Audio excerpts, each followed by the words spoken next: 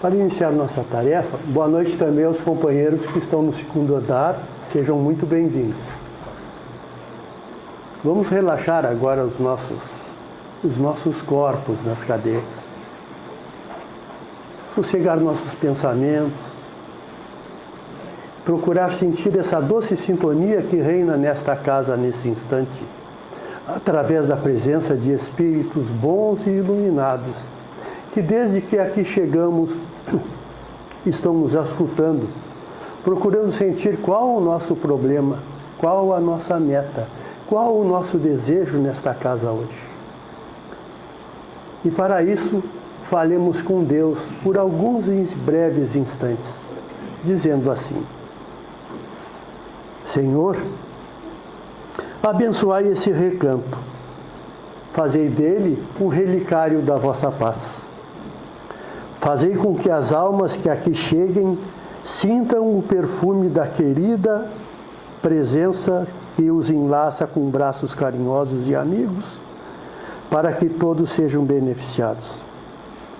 Que a cura dos nossos espíritos se perpetue até a eternidade, quando encontraremos a paz. Assim seja. O estudo desta noite nos é trazido pela nossa querida companheira Denise, e a ela pedimos que dediquem sua atenção.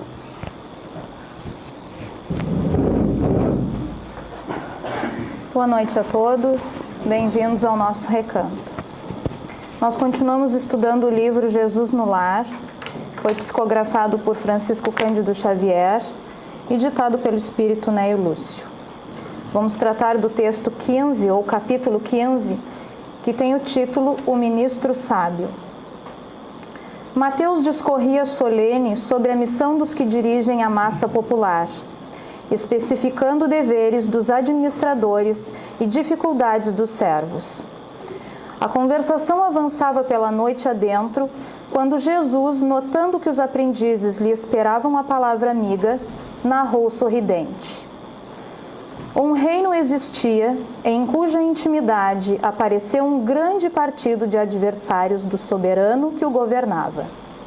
Pouco a pouco, o espírito de rebeldia cresceu em certas famílias revoltadas, e há breves semanas, toda uma província em desespero se ergueu contra o monarca, entravando-lhe as ações. Naturalmente preocupado, o rei convidou um hábil juiz para os encargos de primeiro-ministro do país, desejoso de apagar a discórdia. Mas o juiz começou a criar quantidade enorme de leis e documentos escritos que não chegaram a operar a mínima alteração. Desiludido, o imperante substituiu-o por um doutrinador famoso.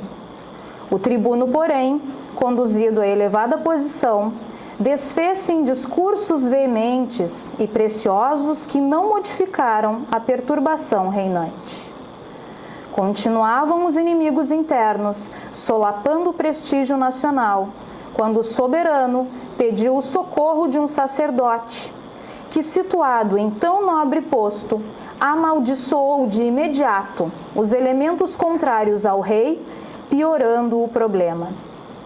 Desencantado, o monarca trouxe um médico à direção dos negócios gerais, mas tão logo se viu em palácio, partilhando as honras públicas, o novo ministro afirmou, para conquistar o favor régio, que o partido de adversários da coroa se constituía de doentes mentais, e fez disso propaganda tão ruinosa que a indisciplina se tornou mais audaciosa e a revolta mais desesperada.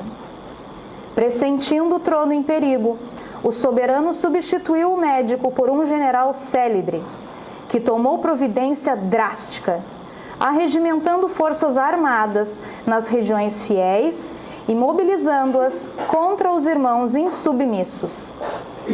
Estabeleceu-se a guerra civil. E quando a morte começou a ceifar vidas inúmeras, inclusive a do temido lidador militar, que se convertera em primeiro-ministro do reino, o imperante de alma confrangida convidou um sábio a ocupar-se do posto então vazio. Esse chegou à administração, meditou algum tempo e deu início a novas atividades. Não criou novas leis, não pronunciou discursos, não censurou os insurretos, não perdeu tempo em zombaria e nem estimulou qualquer cultura de vingança. Dirigiu-se em pessoa à região conflagrada, a fim de observar-lhes as necessidades. Reparou aí a existência de inúmeras criaturas sem teto, sem trabalho e sem instrução. E erigiu casas, criou oficinas, abriu estradas e improvisou escolas, incentivando o serviço e a educação, lutando com um valioso espírito de entendimento e fraternidade contra a preguiça e a ignorância. Não transcorreu muito tempo e todas as discórdias do reino desapareceram, porque a ação concreta do bem eliminara toda a desconfiança, toda a dureza e indecisão dos espíritos enfermiços e inconformados. Mateus contemplava o Senhor embevecidamente, deliciando-se com as ideias de bondade salvadora que enunciara. E Jesus, respondendo-lhe a atenção com um luminoso sorriso, acrescentou para finalizar: o ódio pode atear muito incêndio de discórdia no mundo, mas nenhuma teoria de salvação será realmente valiosa sem o justo benefício aos espíritos que a maldade ou a rebelião desequilibraram. Para que o bem possa reinar entre os homens, há de ser uma realidade positiva no campo do mal, tanto quanto a luz há de surgir pura e viva a fim de expulsar as trevas. Este rico texto nos dá uma amplitude imensa para vários assuntos que podem ser abordados dentro da doutrina espírita. Como nós geralmente abordamos questões em relação ao próximo, perdoar o próximo, as nossas relações com o próximo, de que forma nós reagimos em todas as situações que nos ocorrem na vida, resolvemos hoje falar sobre o amor que devemos a nós mesmos. Porque a gente sabe que deve amar o próximo, que deve perdoar, que deve compreender, que deve amparar, que deve ajudar. E disso nós falamos bastante. Só que às vezes a gente se esquece que tudo que a gente faz de bom em relação ao próximo, nós também devemos fazer em relação a nós mesmos. Nós também devemos amar a nós mesmos. Quando Deus disse amar o próximo como a ti mesmo, amar o próximo como a ti mesmo, há um equilíbrio nesta frase. Quis nos dar a exata noção do equilíbrio que devemos considerar na distribuição dos nossos mais caros sentimentos de afeto. É muito importante analisarmos as questões inerentes à convivência e ao entendimento fraterno com todos aqueles que nos rodeiam.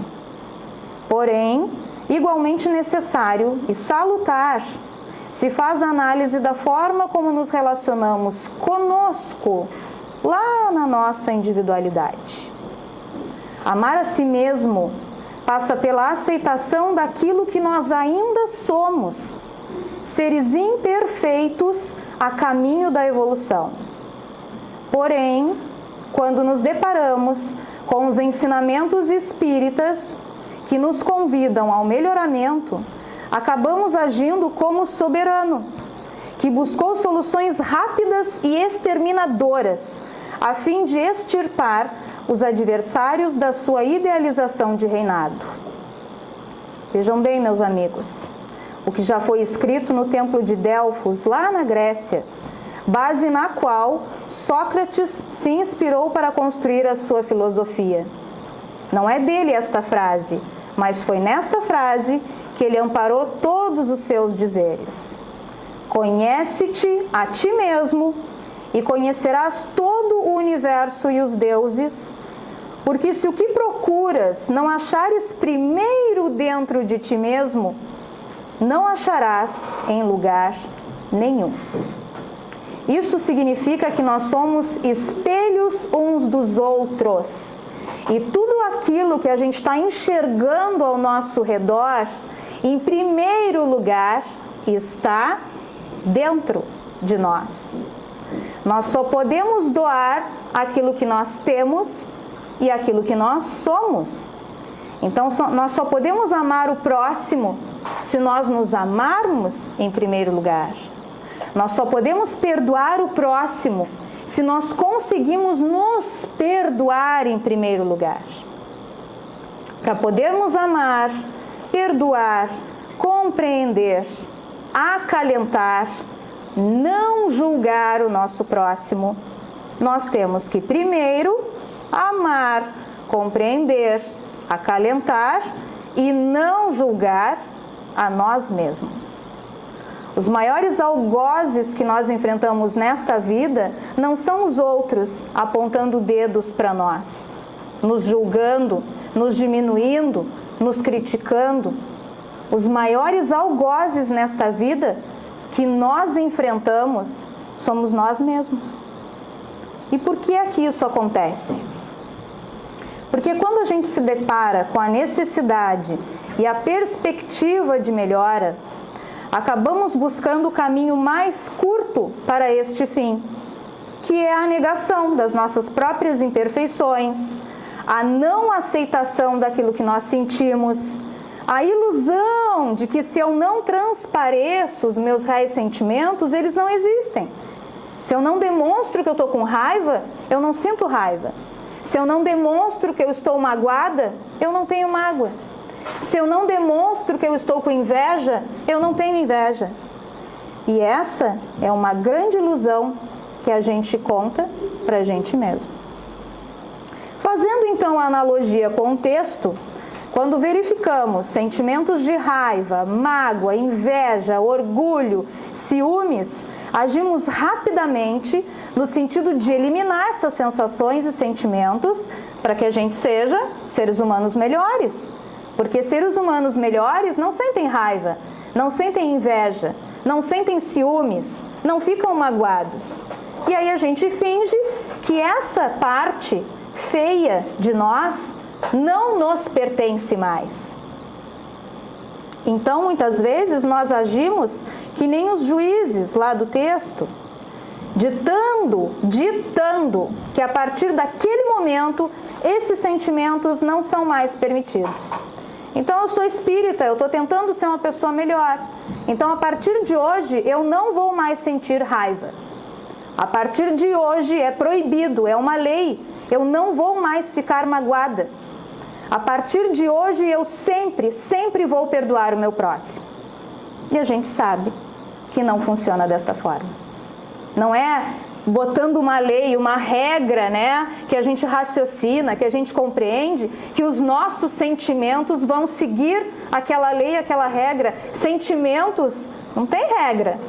Às vezes a gente ama muito uma pessoa e não sabe nem explicar por quê, não é lógico. Os sentimentos não têm lógica, eles não seguem regras. Não adianta sermos juízes de nós mesmos e dizer, a partir de hoje eu vou ser um ser de luz. A partir de hoje eu vou ser uma pessoa maravilhosa e aí eu não vou mais ficar com raiva. É impossível, não é assim que funciona. Mas nós também agimos que nem aqueles doutrinadores, num diálogo interno, tentando convencer a nós mesmos da inconveniência de determinadas sensações. Então eu fico lá raciocinando dentro da minha cabecinha, dizendo, olha, tu não pode sentir mágoa, porque mágoa adoece o teu organismo. A mágoa pode te causar um câncer. Então, a partir de hoje, eu estou te doutrinando, eu estou te explicando, eu estou te justificando por que tu nunca mais vais ficar magoada. E aí chega no dia seguinte, acontece uma situação e eu fico, sim, muito magoada. Então, toda aquela explicação que é válida e racionalmente a gente entendeu perfeitamente, ela cai por terra. Porque os sentimentos simplesmente afloram, os sentimentos ruins, aqueles que a gente não quer mais ter, aqueles que a gente quer esconder, aqueles que a gente quer extirpar. Ou nós agimos que nem o sacerdote, considerando um pecado e censurando essas manifestações do nosso eu mais profundo.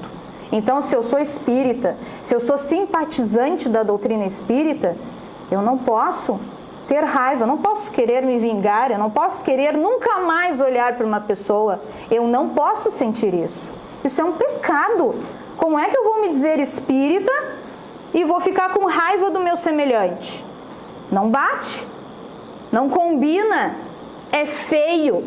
Então essa parte feia que a gente tem, que são as nossas imperfeições, a gente corta fora, como se isso fosse possível, porque são sentimentos inerentes a todos nós. Todos nós ficamos magoados, todos nós ficamos com raiva, todos nós. Ou, em outros momentos, a gente age que nem o médico, definindo como um desequilíbrio sentimentos que fazem parte do ser humano e imperfeito que ainda somos. Então, se eu estou magoada, se eu estou com raiva, se eu estou com ciúmes, se eu estou com inveja, isso não é normal.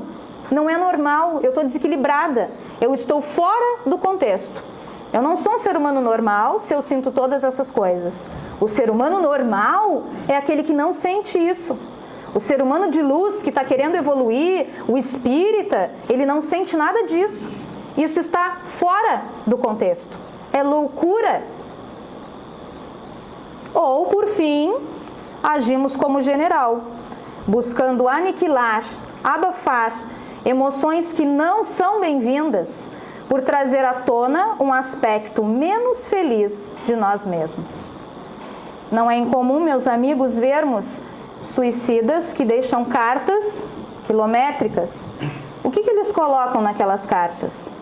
Os seus sentimentos, que foram sufocados, que foram aniquilados, que foram rejeitados, as suas dores, as suas mágoas, as suas tristezas, as suas inconformidades, que eles abafaram. E aí chega um momento, não é incomum a gente ver uma pessoa calma, tranquila, uma vida inteira. Um momento aquela pessoa explode, quebra tudo, a gente se assusta. Nossa, mas o fulano era uma pessoa da paz. Como é que ele foi fazer uma coisa dessas? Ele era uma pessoa da paz, mas isso não quer dizer que em algum momento ele não ficou irritado, ele não ficou constrangido, ele não ficou magoado, ele não ficou com ódio, ele não ficou com inveja, ele não se sentiu orgulhoso de si mesmo, só que ele não demonstrou, só que ele não falou dos seus sentimentos, ele não explicou para o próximo que aquela situação deixou ele chateado, ele não se comunicou. Ele ficou engasgado, porque tudo aquilo que a gente não comunica, que a gente não explica, fica guardado dentro da gente e realmente nos adoece, e realmente não fica resolvido. Porque fingir que a gente não é imperfeito, fingir que a gente não tem imperfeições, fingir que a gente não fica magoado e que a gente não consegue ainda perdoar, não é o caminho para sermos seres humanos melhores. Esse é o caminho para a gente se autodestruir, é uma bomba dentro da gente prestes a explodir, porque a gente não aguenta calar as emoções. Elas ficam aqui engasgadas e uma hora alguma coisa acontece. Essa atitude jamais nos levará ao aprimoramento moral e à mudança que nós queremos, a mudança que nós buscamos, o ser humano melhor que nós queremos ser.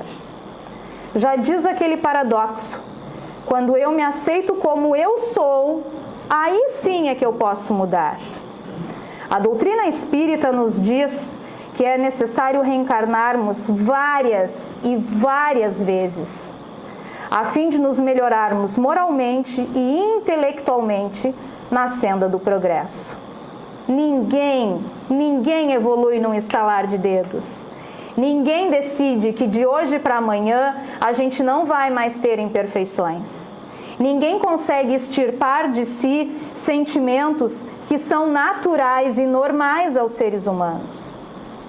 Nós precisamos reencarnar, nós precisamos vivenciar experiências diferentes, conviver com pessoas diferentes, sentir sim dores diferentes, porque é o sentimento que muda o sentimento.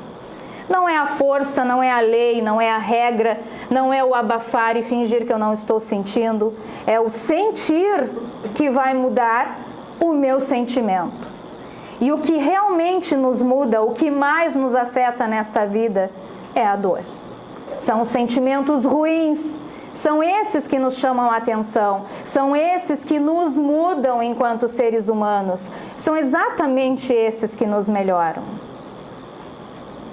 Em primeiro lugar, precisamos amar aquilo que nós somos.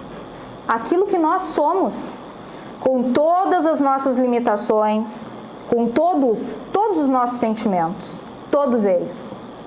Aceitar a nossa humanidade e a nossa imperfeição. Não há ninguém nesta sala que não tenha sentido raiva. Ninguém que não tenha sentido ciúmes, inveja, mágoa. Somos humanos, somos imperfeitos. É normal, é natural. Isso faz parte de nós. Em segundo lugar, nós temos que nos abraçar, nos perdoar pelos equívocos que cometemos. Eles nos trazem experiências e aprendizados.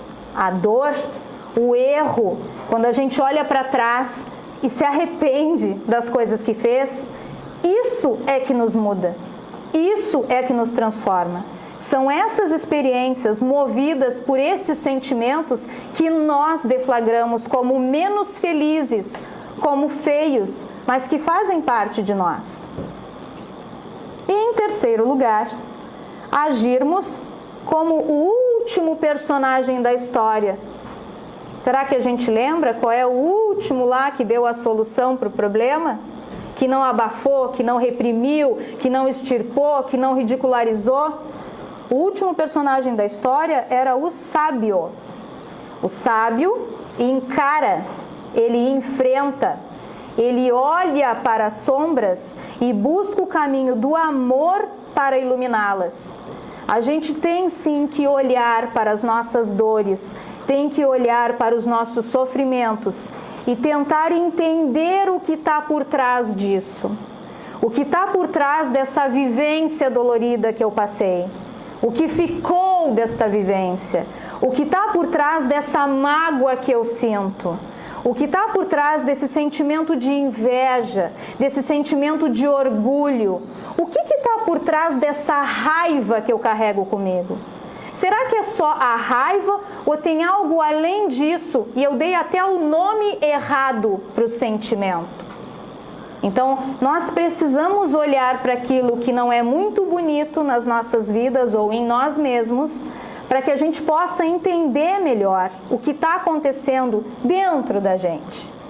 Quando a gente olha para si mesmo, quando a gente se conhece melhor, quando a gente vê do jeito que a gente é e aceita isso com naturalidade, bom, aí a gente pode mudar.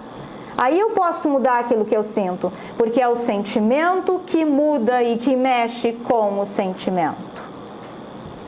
A reforma íntima, o nosso melhoramento, passa pelo olhar sincero, sem subterfúgios, sem enganos, sem mentiras, daquilo que verdadeiramente somos e realmente sentimos, para então poder ver um novo caminho, um novo sentimento, uma nova postura diante das adversidades da vida. É a lei do equilíbrio que torna o caminho da transformação viável. Quando eu consigo me entender comigo mesma, bom, aí fica mais fácil de eu me entender com o próximo. Quando eu consigo me perdoar por atitudes incabíveis, então eu consigo perdoar o próximo, porque eu percebo que ele é tão imperfeito quanto eu, que ele vai cometer atitudes tão incabíveis quanto as que eu cometi. E aí eu não vou precisar me esforçar tanto para ser um ser humano melhor na fachada com o meu próximo. Porque lá dentro de mim, nos meus próprios sentimentos, eu vou estar sendo mais compreensiva, eu vou estar sendo mais empática, eu vou estar sendo mais humanizada e eu vou olhar o meu próximo não como alguém que está ali na minha frente, mas como alguém que está aqui do meu lado, que é meu semelhante, é igual a mim. E aí vem aquela frase que poucas vezes é sincera, né? Se tivesse no lugar dele, faria a mesma coisa ou faria até pior. Nem sempre a gente fala isso com toda a verdade, né? É difícil se colocar no lugar do outro. Mas quando a gente não se coloca acima, nem abaixo, nem se recrimina, nem fica querendo ser uma pessoa maravilhosa, que a gente ainda não é, nós estamos buscando isso, mas ainda não somos. Aí a gente olha para o próximo com olhares mais compreensivos, com olhares mais permissivos, num bom sentido.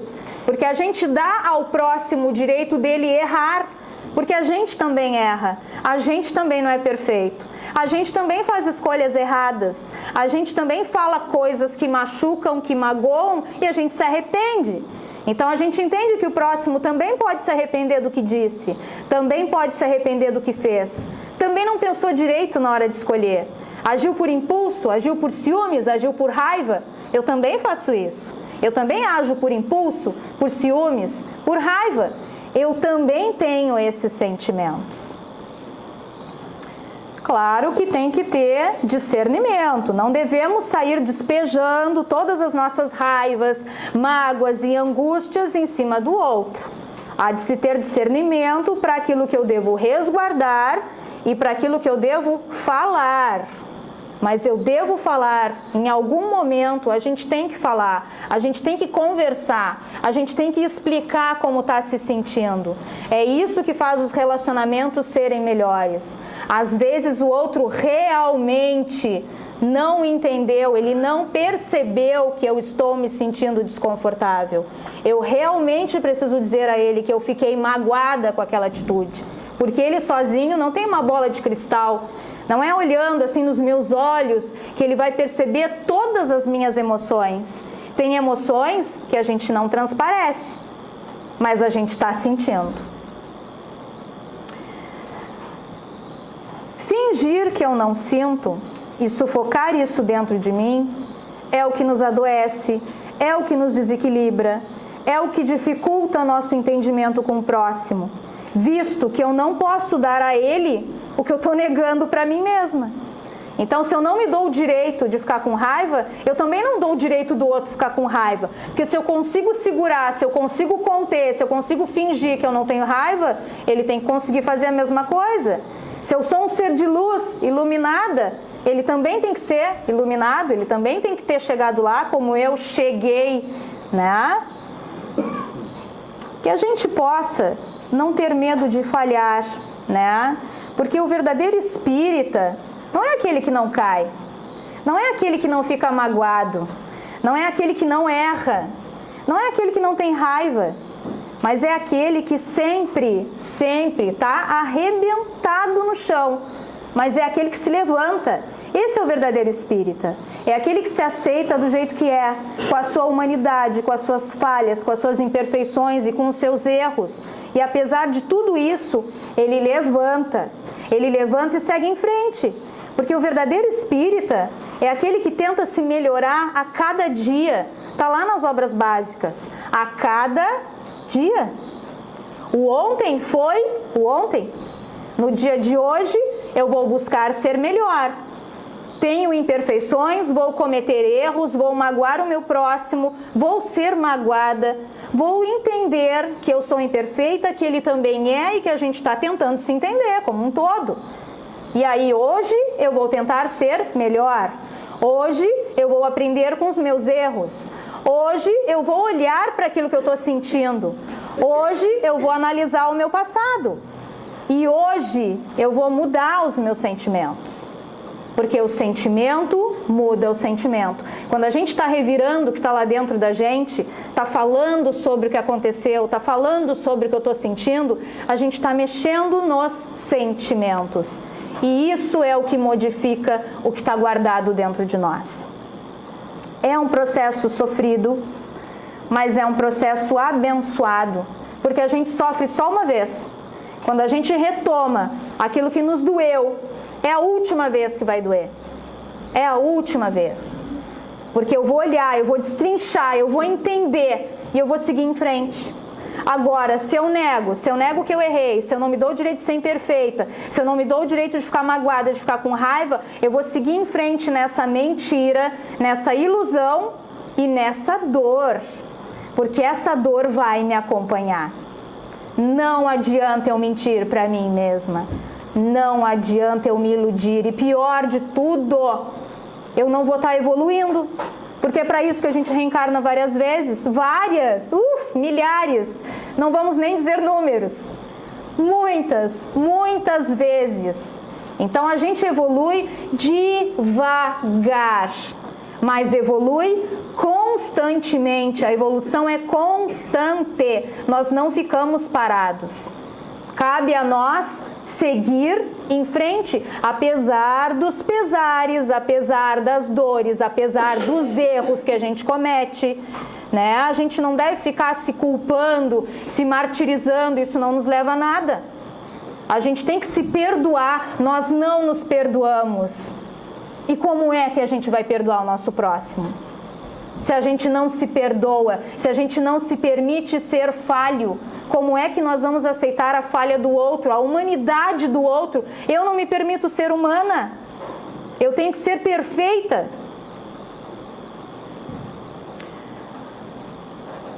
Conhecereis a verdade e a verdade vos libertará.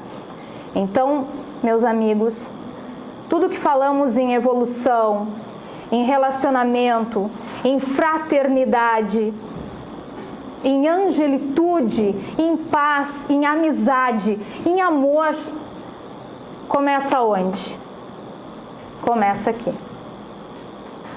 Começa dentro da gente, não é em relação ao outro, em primeiríssimo lugar é em relação a mim mesma.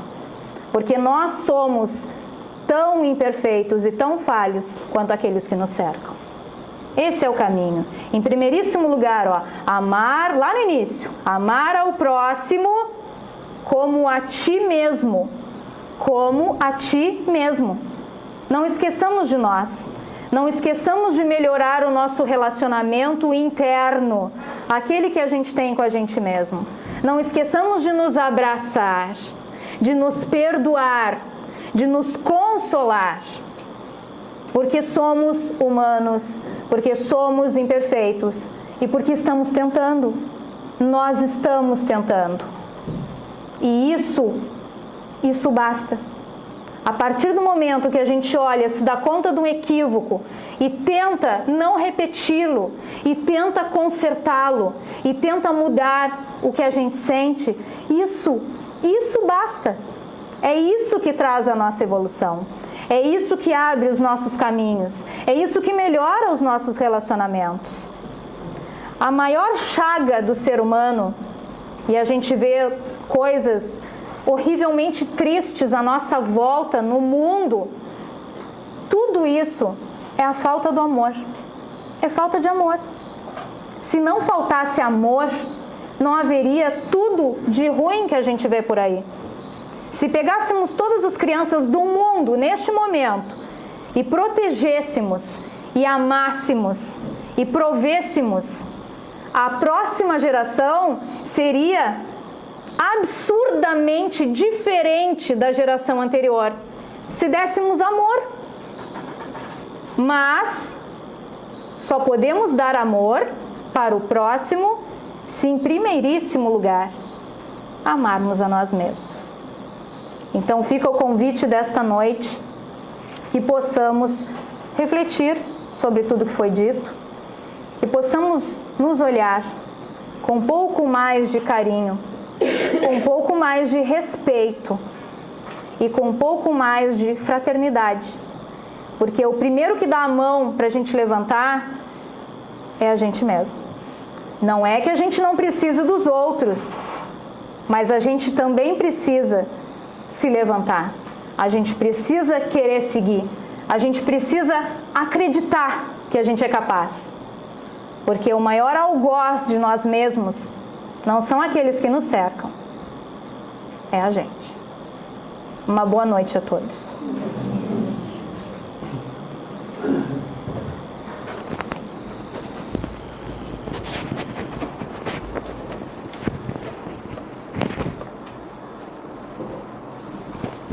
Como é bom e necessário que, pelo menos de vez em quando, a gente possa ouvir palavras como estas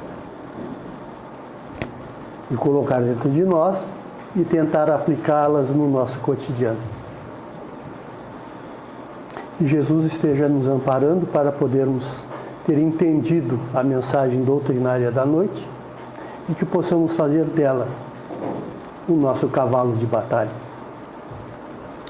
No final desta parte da nossa tarefa, queremos nos lembrar dos nossos próximos que estão invisíveis já, que passaram para o outro lado, que estão no andar superior ou no andar inferior, mas que precisam também da nossa solidariedade, do nosso amor.